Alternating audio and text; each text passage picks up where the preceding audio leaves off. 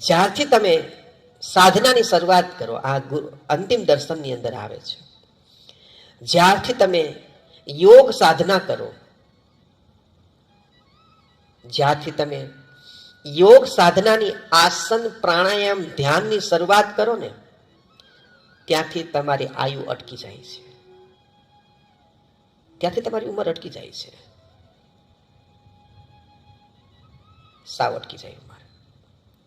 પછી તમારા કેલેન્ડરમાં અથવા તમારા આધાર કાર્ડમાં ઉંમર વધે, પણ તમારા શરીરમાં, તમારા રૂપમાં, તમારા તેજમાં, તમારી સ્મૃતિની ઉંમર વધતી નથી ક્યારેય. તમારી શરીરની પણ ઉંમર વધતી નથી.